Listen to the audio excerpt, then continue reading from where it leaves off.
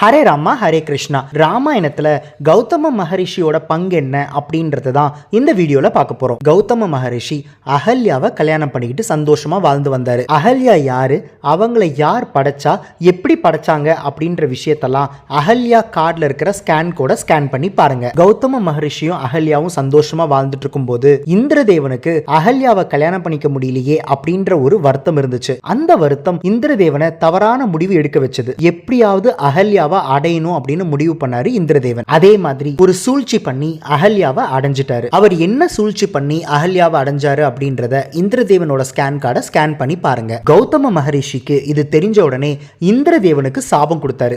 அவர் என்ன சாபம் கொடுத்தாரு அப்படின்னா, ஒரு பெண் உறுப்பை தேடி வந்து இந்த தப்பை நீ பண்ணதுனால உன்னோட உடம்பு முழுக்க பெண் உறுப்பு, அதாவது 1000 பெண் உறுப்பா உன்னோட உடம்பு மாறிடும், உன்னோட உடம்புல எந்த இடத்துல பார்த்தாலும் பெண் உறுப்பு தான் தென்படும் அப்படின்ற ஒரு பெரிய சாபத்தை கொடுக்கிறாரு கௌதம மகரிஷி. அது மட்டும் இல்லாம இந்திரதேவன் அகல்யாவை அடைஞ்சதுனால அகல்யாவுக்கும் சாபம் கொடுக்கிறாரு. அகல்யா எந்த தப்புமே செய்யாம எதுக்காக சாபம் கொடுத்தாருன்ற கேள்வி உங்க எல்லாருக்குமே வரும். ஆனா அதுக்கான பதில் இந்த வீடியோல சொல்ல போறேன். அகல்யா தன்னோட கணவரோட வாழும்போது இன்னொரு ஆண்மகனால கெட்டு போயிட்டா அப்படின்ற ஒரு விஷயம் கௌதம மகரிஷிக்கு பாதிச்சது.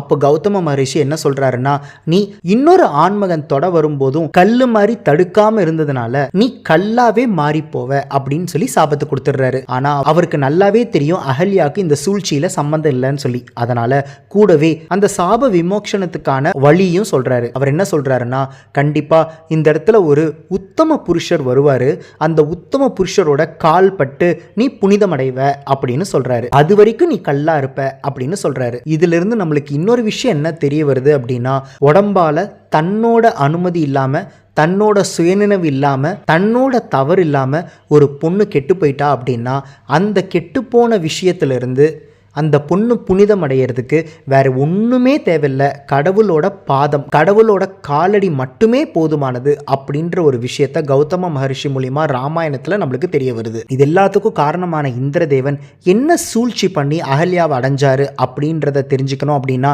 இந்திரதேவனோட ஸ்கேன் கார்டை ஸ்கேன் பண்ணி பாருங்க. இன்னும் கௌதம மகரிஷியை பத்தி நிறைய விஷயங்கள் தெரிஞ்சுக்கணும் அப்படின்னா இந்த வீடியோ டிஸ்கிரிப்ஷன்ல இருக்கிற லிங்க்ஸை பாருங்க. நம்மளோட இசிஜி கார்ட்ஸ்ல கௌதம மகரிஷிக்கு எதுக்காக பாசிட்டிவ் சிம்பிள் கொடுத்திருக்கிறோம் அப்படின்னா, கௌதம மகரிஷி மூலமா நம்ம எல்லாருக்கும் ஒரு பெரிய விஷயம் தெரிய வந்திருக்கு. அதனால தான் நம்மளோட இசிஜி கார்ட்ஸ்ல அவருக்கு பாசிட்டிவ் சிம்பிள். ஹரே ராமா ஹரே கிருஷ்ணா.